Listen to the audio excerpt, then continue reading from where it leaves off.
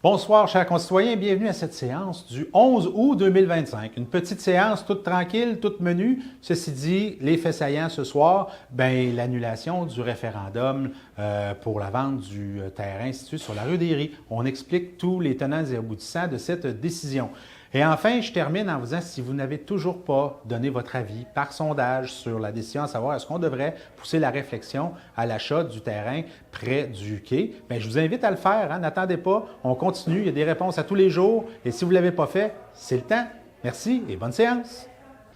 Bienvenue à cette séance ordinaire du Conseil de ville de Cap-Santé, tenue ce 11 août 2025 à 19h30 en conformité avec la loi sur les cités et villes pour la province de Québec. Sont présents M. le maire Michel Blackburn ainsi que les membres du Conseil des districts numéro 1, M. Sylvain Bourgoin, district numéro 2, M. Henri Jensen, district numéro 3, M. Mario Denis, district numéro 5, M. François Trottier et district numéro 6, M. Danny Perron. Tout membre du Conseil est formé en quorum sous la présidence de M. Michel Blackburn, maire, la directrice générale et greffière territoriale et le directeur général adjoint sont également présents. J'aurais besoin d'un proposeur, s'il vous plaît, pour adopter l'ordre du jour. Alors, M. Perron propose l'ordre du jour tel que proposé avec... oui, ça a été retiré. C'est parfait. Nous sommes à la période des questions du public ne faisant pas l'objet de correspondance. Alors, si vous avez des questions sur des sujets qui n'apparaissent pas à l'ordre du jour, vous pouvez prendre la parole, poser votre question, vous vous nommez votre adresse et puis vous posez une question. Si vous en avez plusieurs, vous laissez les autres citoyens poser leurs questions et vous pourrez reprendre la parole par la suite. On a une période de 20 minutes qui commence maintenant. Sylvie Vallière, 4 des Pommiers. Madame Vallière, bonsoir. J'ai une question. Ça serait pour savoir, faut-tu payer un supplément pour avoir la lumière dans notre rue? Parce que ça fait 1 mois que je demande, que j'écris à la ville, puis ma lumière, elle ne s'allume pas. Puis dans la rue des Sureaux, ça fait 4 mois. Puis en avant de la maison des générations, ça fait 1 an.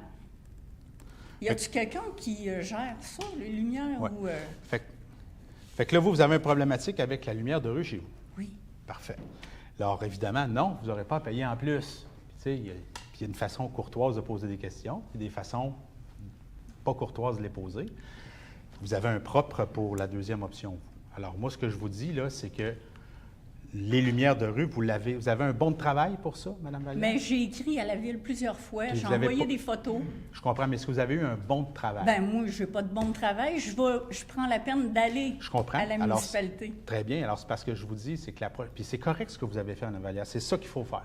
On se présente au bureau de la municipalité, on exprime la problématique qu'on a, puis on a un bon de travail qui est créé pour un problème qui est signalé, puis après ça, on est capable de faire le suivi avec le citoyen si le problème est réglé ou non. Comprenez-vous? Fait que là, peut-être que ce bon-là, il est en cours, puis qu'il faut attendre que l'électricien soit disponible pour venir faire une... c'est 4 mois? Non, mais je ne dis pas. Peut-être que c'est 4 mois, peut-être que c'est 1 semaine, je ne sais pas c'est quoi le délai. Moi, je ne suis pas les bons de travail comme ça. Alors là, vous n'avez pas de bon de travail. Fait que là, ce qu'on va faire, Mme Vallière, c'est qu'on va vérifier s'il y a un bon de travail de fait pour les lumières, puis on va faire un suivi avec vous. Vous en avez identifié 3. Une dans votre rue, une dans la rue des Pommiers, des Sureaux, et une en face de la rue de la maison de génération. Oui. D'accord. Fait qu'on va revenir avec ça, Mme Vallière. Puis faites-vous-en pas, vous n'aurez pas besoin de payer plus. Pas 4 mois pour la mienne. Ça va prendre le temps qu'il faut, Mme Vallière. Mais là, si le problème est adressé, il est ensuite réglé. Est-ce qu'on a d'autres questions? Non? D'accord. Je vais profiter de la période de questions pour adresser la question du référendum sur le parc à chiens, mais aussi sur ça. On a vu un drapeau se faire mettre sur le parc canin avec une inscription « Aidez-nous à préserver notre parc ». Bien là, je ne sais pas à qui est le drapeau, je vais le garder dans mon bureau. Fait que si la personne qui en est le propriétaire veut venir le réclamer, bien, il pourra venir le chercher. Je vais en prendre un soin précieux pour pas qu'il s'abîme, hein, évidemment, c'est pas mon bien. Mais il est installé sur le bien de la municipalité. Puis à mon grand chagrin, bien, ce qui est inscrit dessus, c'était une fausseté, hein, parce que il n'y a pas le projet de référendum, c'est pas du tout sur le parc canin, c'est sur une modification de zonage. Et puis, il a été statué dans une résolution. Puis, je vais prendre le temps de la lire parce que sur les opposants à ce dossier-là parlent toujours du parc canin, mais ils ne parlent jamais du reste. Puis, ils laissent planer aux gens l'impression qu'il n'aura plus de parc canin. Alors, la résolution 2504-83 nous dit la chose suivante. Attendu que malgré la faible utilisation du parc canin municipal, ce conseil s'engage à le relocaliser. Alors, je vais répéter, s'engage à le relocaliser dans le secteur de la maison de génération dans les 6 mois suivant la signature de l'acte notarié dans la vente du lot 5 592 090. Non seulement cela, mais nous avons aussi organisé une séance de travail avec des utilisateurs pour aménager un nouveau parc qui répondra encore mieux aux besoins des utilisateurs. Donc, s'il vous plaît, si toutefois vous êtes opposé à la vente du terrain qui pourrait apporter 321 000 d'argent neuf, dites-le clairement comme ça.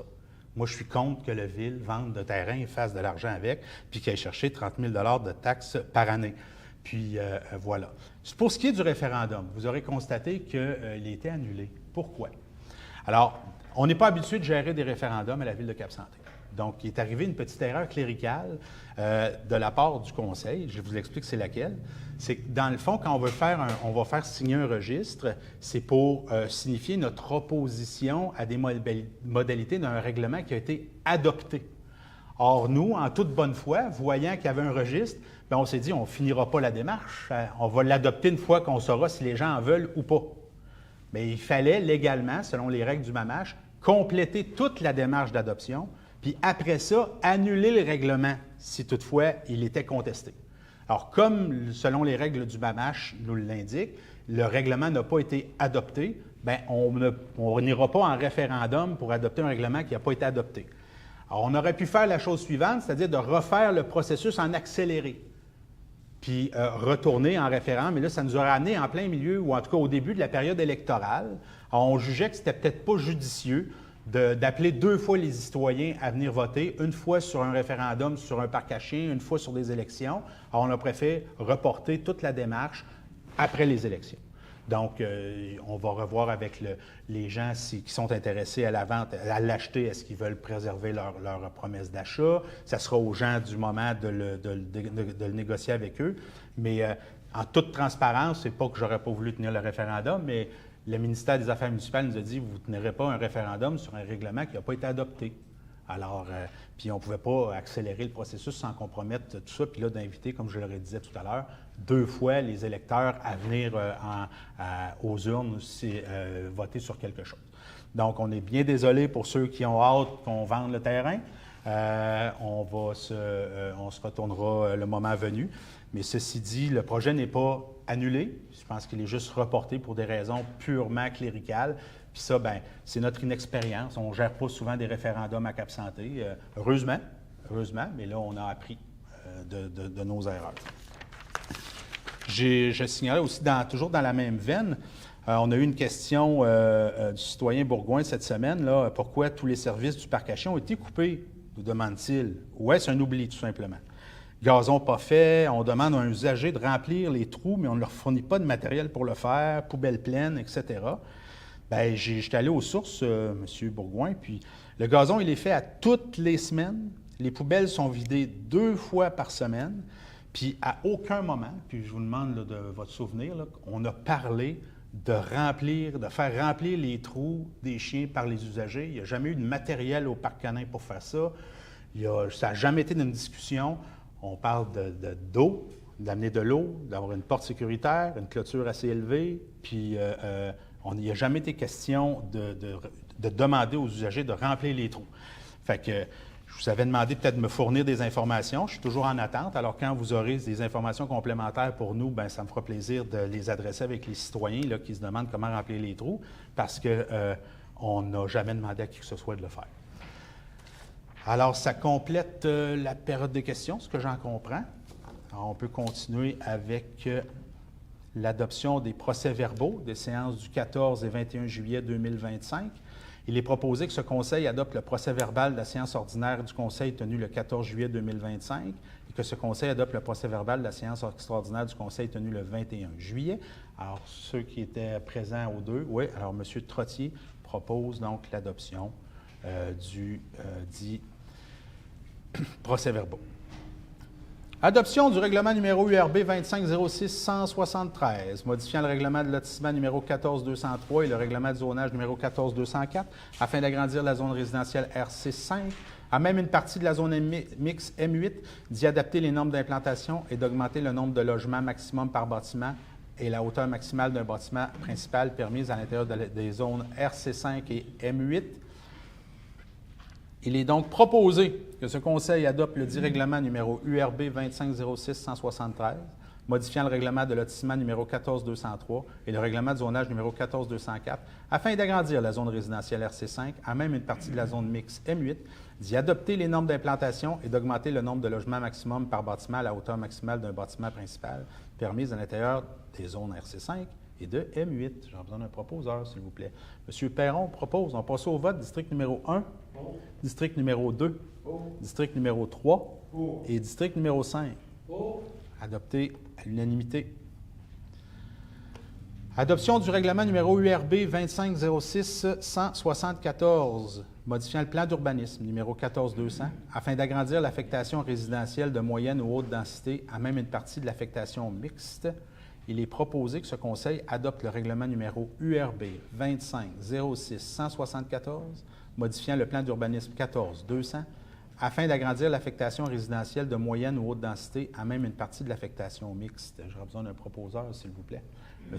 Trottier propose. On passe au vote. District numéro 1, district numéro 2, district numéro 3 et district numéro 6. Adopté à l'unanimité. Adoption du règlement numéro URB 2506-177. Modifiant le règlement de zonage numéro 14204 afin de créer la zone résidentielle RB50 à même une partie de la zone résidentielle RB26.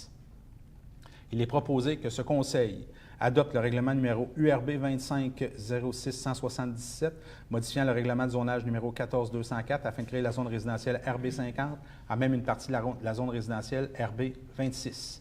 On a besoin d'un proposeur, s'il vous plaît. Monsieur Denis, propose. On passe au vote. District numéro 1. District numéro 2. District numéro 5. Et district numéro 6. Adopté à l'unanimité. Annulation du scrutin référendaire prévu le 7 septembre 2025 et abrogation de la résolution 2507-178. Donc, attendu que le règlement numéro URB 2505-169 n'a pas été adopté conformément à la loi. Attendu que la Direction générale avait communiqué avec le bureau du directeur général des élections le 8 juillet afin de valider la date de référence à utiliser pour la tenue d'une journée de registre, mais qu'il y a eu une mauvaise compréhension des étapes à réaliser dans le cadre de l'adoption d'un règlement d'urbanisme.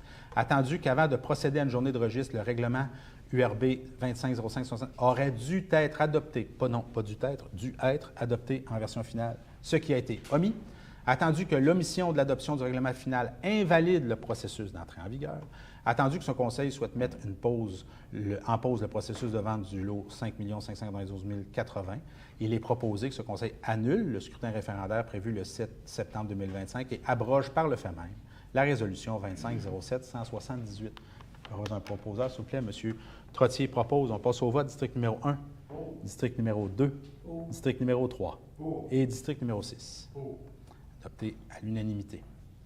Adoption du règlement 25-332-1, décrétant l'acquisition et l'installation de compteurs d'eau résidentiels pour une somme maximale de 130 000 et l'affectation de la somme de 130 000 de solde disponible du règlement 13-188-1 en vue de financer une dépense maximale de 130 000 Attendu qu'en vertu de la stratégie d'économie d'eau potable du gouvernement du Québec, la Ville de Cap-Santé a l'obligation d'installer 60 compteurs d'eau résidentiels à des résidences de son territoire.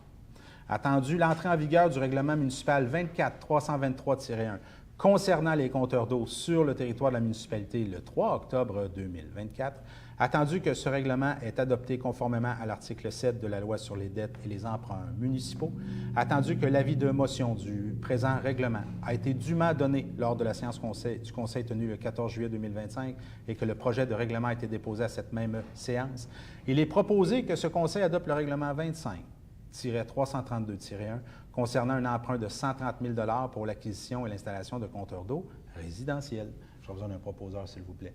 M. Perron qui propose. On passe au vote. District numéro 1, district numéro 2, district numéro 3 et district numéro 5. Adopté à l'unanimité.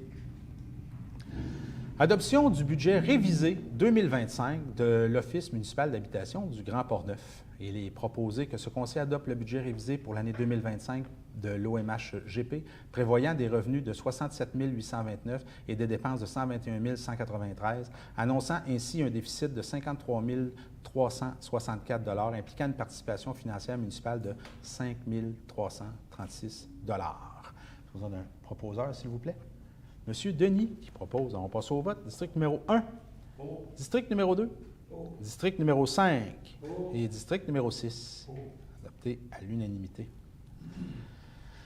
Adoption des états financiers 2024 de l'Office municipal d'habitation du Grand Port-Neuf et autorisation de versement des contributions. Donc, il est proposé que ce conseil approuve les états financiers 2024 de l'OMH-GP et autorise le versement de la contribution de la Ville de Cap-Santé pour un montant de 4 886,70 pour le fonctionnement et pour un montant de 1 343,46 pour le programme de soutien au loyer et finance cette dépense à même le budget de fonctionnement. J'aurai donc besoin d'un proposeur toujours. Monsieur Trottier qui propose. Alors, on passe au vote. District numéro 1, district numéro 2, district numéro 3 et district numéro 6. Adopté à l'unanimité. Vente pour taxes. Attendu que la Ville doit percevoir toute taxe municipale sur son territoire. Attendu que le Conseil, après avoir pris connaissance de l'état produit par le trésorier indiquant les immeubles sur lesquels les taxes imposées n'ont pas été payées, en tout ou en partie, considère qu'il est dans l'intérêt de la Ville d'ordonner au greffier, conformément à l'article 512 sur la loi sur les cités et villes, de vendre certains immeubles à l'enchère publique. Il est proposé que ce conseil ordonne à la greffière de procéder à une vente à l'enchère pour satisfaire aux taxes municipales impayées avec intérêts et frais encourus, à moins que ces taxes, intérêts et frais ne soient payés avant la vente pour tous les immeubles identifiés à la liste des immeubles pour lesquels des personnes sont endettées pour les taxes municipales, jointes en annexe. Vous retrouverez donc la liste des immeubles à être vendus pour non-paiement de taxes dans le procès-verbal. Donc, j'ai besoin d'un proposeur, s'il vous plaît. Monsieur Perron propose. On passe au vote. District numéro 1, district numéro 2, district numéro 3 et district numéro 5. Adopté à l'unanimité.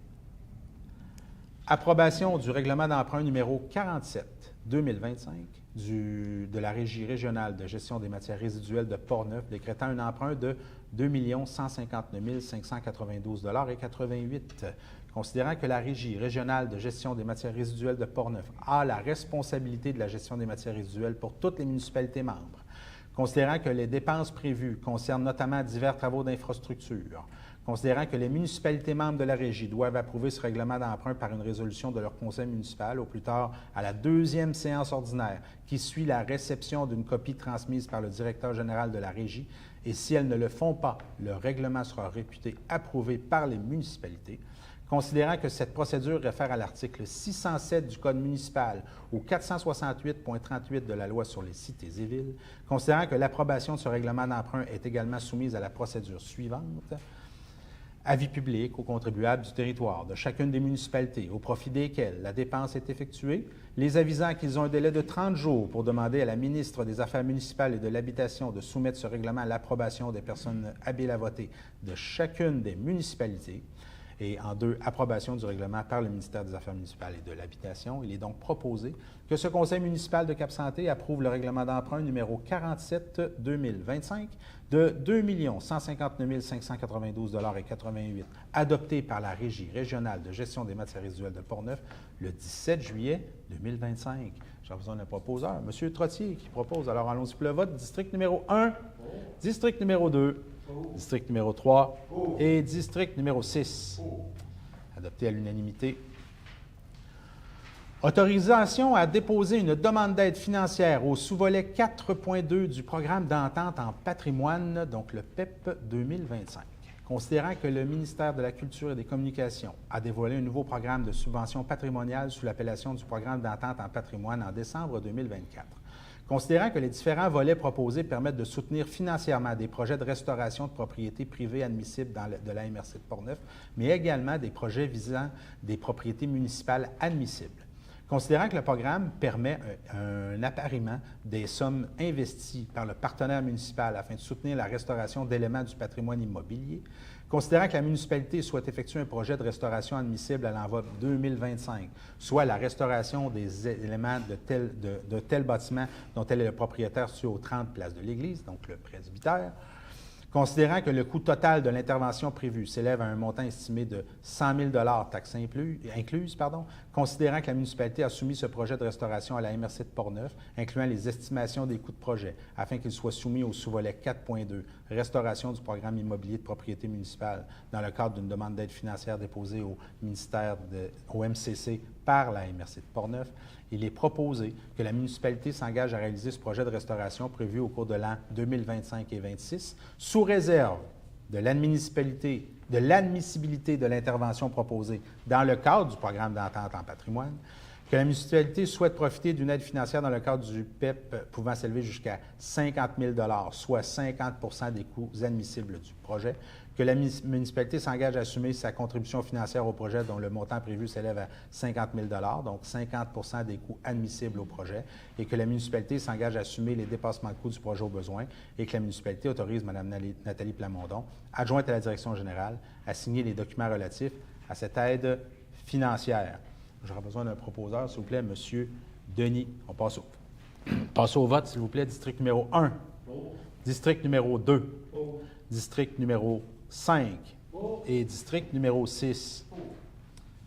Adopté à l'unanimité. Compte payé du 15 juillet au 10 août 2025 et compte à payer au 31 juillet 2025. Il est proposé que ce Conseil entérine les comptes payés du 15 juillet au 10 août pour un montant de 143 715,03 et que son Conseil entérine les comptes à payer au 31 juillet 2025 pour un montant de 325 758,23 J'aurais besoin d'un proposeur, s'il vous plaît. Alors, M. Perron propose. On passe au vote. District numéro 1. District numéro 2. District numéro 3. Et district numéro 5. Adopté à l'unanimité. Nous sommes rendus maintenant à la période réservée au Conseil, donc rapport des comités, questions et remarques des membres du Conseil. Donc, je vais passer la parole aux conseillers qui pourront s'exprimer sur des sujets de leur choix. Alors, M. Bourgoin, district numéro 1, la parole est à vous. Rien de spécial. Merci à tous d'être venus. Très bien, merci. District numéro 2, M. Henri Jensen. C'est beau. C'est beau pour vous, merci. District numéro 3, M. Mario Denis. C'est beau pour moi également, M. le maire. Très bien. District numéro 5, M. François Trottier. Rien de spécial. Je vous encourage encore pour la régie régionale. Faites votre possible pour le recyclage. Merci à tous. Et district numéro 6. Merci, M. le maire. Pour ma part, CBJC, passe migratoire Cap Santé, on est rendu à 168. Saumon de montée jusqu'à présent, pardon. Je vous invite pour ceux et celles qui ne sont pas encore allés du 1er jusqu'au 24 août, donc jusqu'au 24 de ce mois-ci, ceux qui iront, qui désirent s'acheter une passe, qu'elle soit quotidienne ou annuelle. En fait, rendu ici, je pense qu'on peut dire que c'est plus une passe quotidienne, mais si vous avez une passe quand même annuelle, vous aurez la chance d'être inscrit à un concours de prêt à camper pour la CEPAC. Donc, ça vaut le détour. Si vous avez votre carte, tout simplement vous présentez sur site. Votre présence va être enregistrée comme étant un visiteur du mois d'août et vous allez courir la chance, en fait, de participer au concours. Donc, et puis, de mon côté, j'aimerais aussi féliciter pour les membres du jardin communautaire, en fait, qui ont passé dernièrement dans le courrier de Portneuf. C'est un beau projet positif pour la ville de Cap Santé, puis vraiment, ça a pris une ampleur incroyable. C'est beau de voir ça. Donc, chapeau à tous les bénévoles qui font partie de ce projet. On peut applaudir. Oui.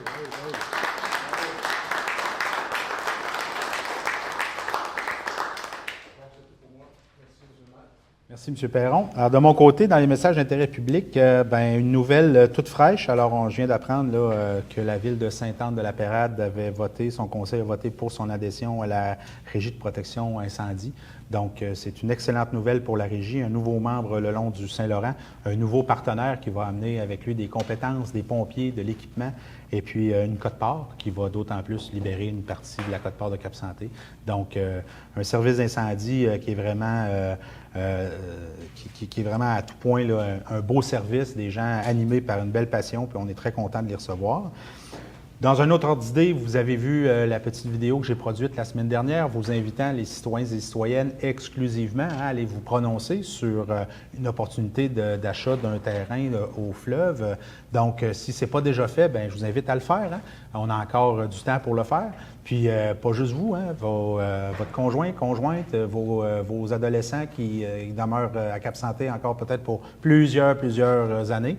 Alors, si toutefois ils n'ont pas voté, bien, demandez-leur leur avis aussi. Et un petit message d'intérêt public pour terminer, une requête des gens de travaux publics qui passent le gazon, notamment dans le parc canin.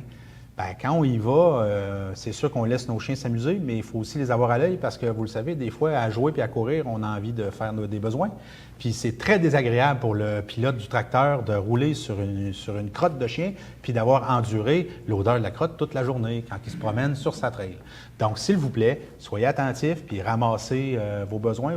Dotez-vous de sacs. C'est un drôle d'avis public pour finir, là, mais il en demeure pas moins que le pauvre diable qui fait du tracteur quand il fait chaud puis qu'il y a cette odeur-là qui le poursuit toute la journée, c'est pas le fun. Donc, je vous invite à être attentif aux besoins de votre toutou favori.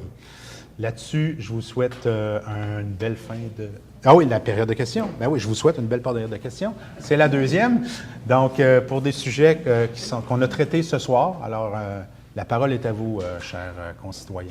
Vous avez quelque chose à dire? Non? Tout a été dit? Ah, non. Madame Belland. Madame Belland, sur la 138, c'est sûr que là, j'en reviens... Vous savez, vous me voyez venir. Bien oui, sur allons-y. l'annulation. J'ai compris la raison pourquoi. Mais est-ce que donc, après septembre, on va être obligé de refaire signer les gens pour... le processus va recommencer? Comment la Ville voit ça? Comment ça va se passer? Est-ce que la Ville a pensé, vu que les citoyens ne sont pas contents, est-ce qu'on va offrir un autre terrain? Penser à qu'est-ce que... Bien, en toute honnêteté, je pense que l'opportunité, ce que ça nous donne, c'est que ça donne aux prochains conseils la latitude de décider ce qu'ils vont faire avec ça, parce que ça va être dans ce mandat-là que ça va se faire. Donc là, ça sera de l'adresser aux personnes en place à ce moment-là. J'ai aucune arrière-pensée, c'est pas une tactique, c'est vraiment une erreur cléricale. Puis vous connaissez ma position là-dessus. Moi, je suis très malheureux je suis allé me faire du porte-à-porte avec mon confrère Danny Perron. Et j'ai vu que des gens, quand ils ont signé la première pétition, ils avaient été mal informés sur la teneur du projet. Fait que déjà, ça, c'était pas emballant d'avoir à aller rencontrer des gens puis leur demander pourquoi vous avez signé ça, quelles étaient vos préoccupations, puis de voir qu'ils étaient très mal informés sur les intentions. Puis la même chose lors de la signature du registre, il y a des gens qui sont venus ici ne sachant pas pourquoi ils allaient voter, mais juste parce qu'on leur a demandé de le faire. Donc, vous me dites que vous avez pris toute la liste, tous les ceux qui sont signés, vous avez été cognés à toutes les portes? Pas tous, mais j'étais allé. Non, j'étais allé. Est-ce que ça peut être perçu comme ça? Bien, je pense que non. Si tu signes une pétition, après ça, le maire vient cogner à ta porte? Puis tu te demandes pourquoi? C'est dans un procès. Ben, moi, je trouve pas. Ça s'est fait en tout respect. Les gens nous ont reçus avec beaucoup d'accueil, du positif.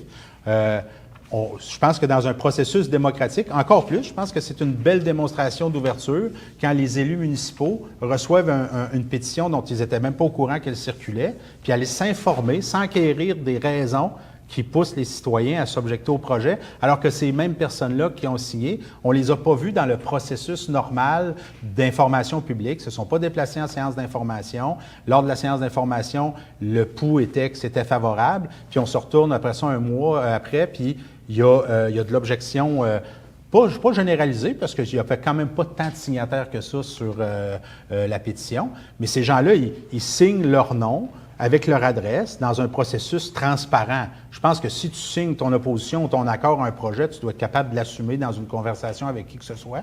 Puis c'est intéressant, c'est à madame que je parle. Alors, si ça a été tout fait transparent, puis si les informations qui ont été données, quand on les reçoit, quand on pose la question toute franche, toute simple, pourquoi vous avez mis votre signature là-dessus, puis que les gens nous expliquent leurs préoccupations, puis qu'on leur explique le dossier en vrai. Après ça, ils feront ce qu'ils veulent, ces gens-là, là. Mais ils avaient un autre point de vue. Alors, c'était quand même intéressant. Il y a des gens qui ont gardé le même point de vue, puis d'autres qui en avaient un autre. Je ne sais pas si vous vouliez ajouter quelque chose, M. Perron. Oui, en fait, Mme Belland, pour ma part, en fait, cet exercice-là, pour le fait dans le passé, il y a à peu près 2-3 ans, sans nommer, je pense que tout le monde le connaît. Initialement, j'étais pour le projet, puis quand je suis allé cogner aux portes pour justement aller demander l'avis de pourquoi les gens étaient contre le projet. Malheureusement, j'ai dû voter en faveur de ce que les citoyens prônaient, que c'était contre le projet. Donc, moi, personnellement, j'étais pour. J'ai fait part de mes points. J'ai débattu avec les citoyens. Puis, ça s'est avéré que le projet n'était pas accepté socialement. Donc, c'est tout simplement, il faut aller, ça fait partie de notre job d'aller tout simplement sur le terrain, aller cogner aux portes, demander pourquoi. Autant ici dans les assemblées, loin de là de vouloir faire du harcèlement, on est loin de là. Je pense que. D'accord. Mais je trouve ça malheureux, Mme Belland, même que vous l'envisagiez. Je sais pas, dans mon idéal démocratique, que les personnes qu'on a mis en place pour prendre les décisions, quand ils sont indécis ou ils sont incertains ou ils ont des questions, qu'ils ne fassent pas juste s'asseoir dans leur bureau, qu'ils aillent voir les gens puis qu'ils leur demandent pourquoi ils s'opposent à quelque chose. Je trouve ça tellement sain. Je trouve que c'est dans mon idéal démocratique d'aller rencontrer les citoyens, mais de voir... la pétition, elle est déposée avec des signatures et des adresses. Ces gens-là le font publiquement. Oui, je sais, mais je trouve ça... Je sais pas, je me garde un petit John. D'accord. Moi, c'est pas mon idéal démocratique qu'une fois que j'ai élu quelqu'un, il est inaccessible par la suite, puis qu'après ça, il faut juste aux 4 ans que je vais revoir cette personne-là. Si cette personne-là vient me voir puis m'interroge, je vais le prendre de façon très positive. Puis les gens qui me connaissent, je suis d'un naturel assez charmant. Là. Je ne suis pas quelqu'un qui arrive en intimidant les gens. Je n'ai pas cette réputation-là après 55 ans et 40 ans dans le public. Là. D'accord. Je vous rassure, Mme Belland. D'accord. Ça s'est fait très respectueusement.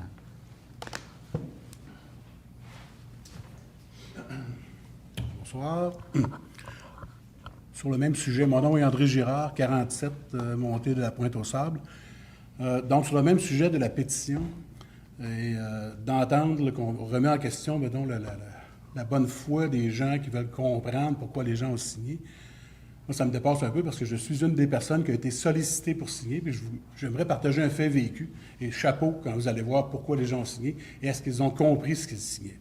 Je vous raconte en 1 minute, là, je ne vais pas faire une longue histoire, mais depuis à peu près 5 mois, j'assiste au conseil ici. Là. Je m'intéresse aux affaires de ma nouvelle municipalité. Là. Et donc, je me promène avec mon chien un matin, le lendemain d'un conseil, et j'entends du bruit sur une galerie là, où est-ce qu'il y a 3-4 voisins qui sont en train de se parler avec quelqu'un. Et on m'appelle. « André, viens ici, viens ici. » Là, je vois un petit peu qu'est-ce qui a l'air à se passer, puis ça ne m'intéresse pas vraiment. Je continue mon chemin, mais il y a 2 personnes qui viennent me voir. « Hey, on veut te parler. » Dont une personne qui fait signer une pétition. Et c'est une personne qui a voté la veille en faveur d'une résolution que le Conseil a prise. Et là, la personne m'adresse la parole en disant « Ils veulent enlever le parc à chiens. » Donc, il y a une pétition pour contrer ça. Tu sais. Donc, premier réflexe, je dis « Écoutez, madame, c'est qui ce « ils veulent » ? Vous étiez là, j'étais là comme spectateur. Vous avez voté pour la résolution. Donc, vous devriez dire à ces pauvres gens-là qui n'étaient pas là, nous voulons enlever le parc à chiens, pas ils veulent. Mais deuxièmement, j'ai dit, est-ce que vous leur avez dit que vous ne voulez pas nécessairement enlever le parc à chiens, vous voulez le déplacer pour le restituer quelque part? Là, je me suis fait dire, vous comprenez rien. Bref, ça a été une situation comme ça, une discussion comme ça. J'ai continué mon chemin parce qu'il n'y avait pas d'intérêt à continuer la discussion. Quand je suis revenu, j'ai rencontré une des personnes qui était là et qui a signé la pétition. Et je lui ai dit, est-ce que tu savais, toi, que le parc à chiens, le projet était de le déplacer, pas de le tuer et d'enterrer le projet? Ben non, personne ne nous a dit ça. Ben oui, mais tu viens de signer une pétition. Oui, mais on m'a dit, il enlève le parc à chiens tout simplement. Ben j'ai dit, tu t'es fait remplir de mauvaises informations. Donc, je voulais juste partager mon témoignage, c'est un fait vécu. Et dans le fond, ça veut juste renforcer, vous avez fait une belle démarche d'essayer de comprendre ce que les gens ont signé, parce que peut-être que les gens, sans le savoir, ne savaient pas exactement ce qu'ils ont signé. Alors, chapeau et continuez votre bon travail. Bien, merci. Merci infiniment. Merci.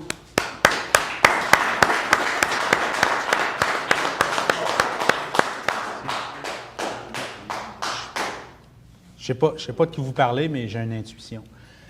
Ceci dit, voyez-vous comment, tu sais, en démocratie, là, c'est tellement fragile la démocratie, parce que si on se fait bourrer après ça on prend des mauvaises décisions collectivement, c'est extrêmement malheureux. On peut être contre les projets, c'est normal, c'est sain. d'être pour, contre des projets. On a toutes des valeurs, on a toute une vision du monde différente. Des fois, on s'accorde sur des sujets, des fois non. Mais il faut toujours bien que les gens qu'on sollicite, nos confrères, compatriotes, concitoyens, s'ils militent pour un projet, s'il vous plaît, donnez-leur l'information exacte, là. C'est le minimum. Monsieur Anderson. Mr. Mayor, I asked you, no français, excusez. I asked you a question downstairs Yep. regarding the referendum as to why. And I'm sorry, I didn't realize that your meetings were in camera. And I think it's if you have not covered it already, because no français, Yeah, but, could you explain why the referendum was postponed, I suppose? Yeah, is it the was- reason. Have you covered that I already? addressed it in my introduction. Okay, thank and you very then much. Via resolution. Very good. Thank you very Twice. much. Thank you. Thank you. Alors, si on n'a pas d'autres, intervenants, je vais demander la levée de l'Assemblée. Monsieur Denis propose la levée de l'Assemblée. Donc, merci à tous. Je vous souhaite un beau mois d'août. Have a nice summer, remaining of summer. Thank you, sir. Merci, Denis.